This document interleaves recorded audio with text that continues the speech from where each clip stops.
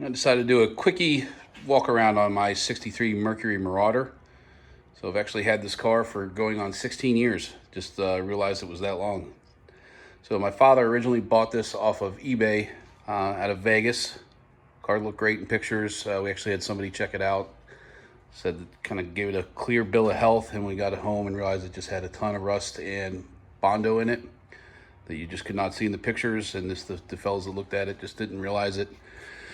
So went under a little bit of a restoration for a couple years, body on, so it's not a full body off restoration, but took quarters, doors, rockers, fenders, holes in the roof.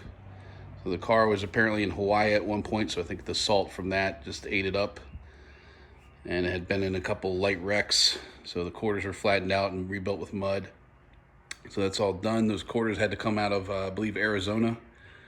It's probably some of the last two-door hardtop 63 4 Merc quarters in the world when I got them. So we had those shipped over back to Pennsylvania and welded in. A buddy of mine did all the bodywork paint, some of the restoration. So the car's been painted for about 8 years now. The paint's still holding up great. So this is originally a 300 horse Z-Code automatic car, and converted that to a 5-speed 390, actually out of an old F-250 that I had. So it's gone through a couple iterations. It was Edelbrock head, flat tappet cam, Performer RPM intake.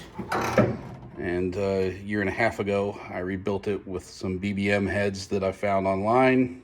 Guy just got them, didn't use them, so I got them fairly cheap with a nice little hydraulic roller, 224 degree, 565 lift hydraulic roller from Survival Motorsports. So rebuilt that, ported the intake to match the heads, and it's a nice, just real standard little motor. It's a 9.2 to 1 compression, TRW pistons. So it's fairly low compression, runs on any gas I put in it. I usually run 93, but it doesn't need it.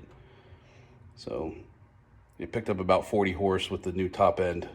Picked up bottom end as well. So I do run the overdrive, so it needs a lot of bottom end. So it can pull overdrive at 1600 RPM. You can do 50 miles per hour and lug it down quite a bit. Runs fine down there. Peak horsepower is around 5400. Had it on the chassis dyno and just tune it up. But that's about it. Front end converted to disc brakes off of a 78 LTD2. Really simple, just bolt on. It does have barely enough camber.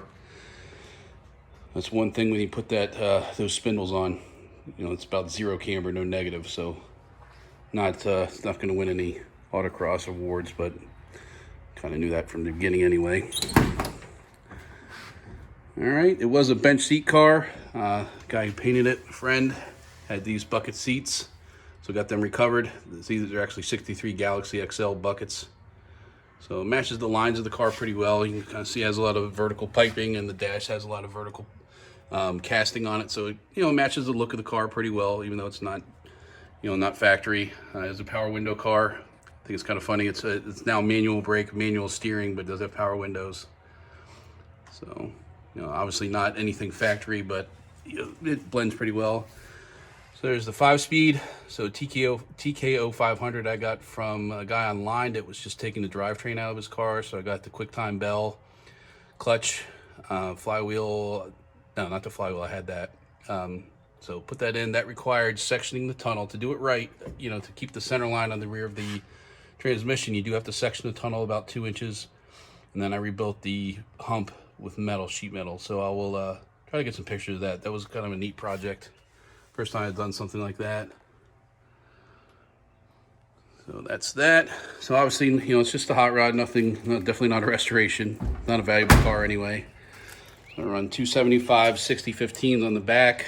So with the overdrive and a 410 gear, so it's a pretty deep gear, it runs about 2200 RPM doing 70. So it's a great little road car. So just 427 springs in front. Didn't have to do any cutting there. I think they're from Eaton Spring.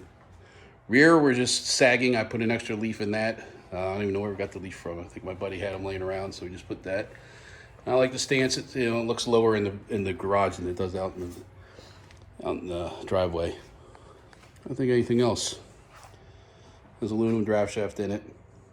So it's a nice little car. Ran 1380s, spinning, still open rear end at 103 miles per hour with a little bit of fuel delivery problem. So it's not fast, but it's not, it's not a turd.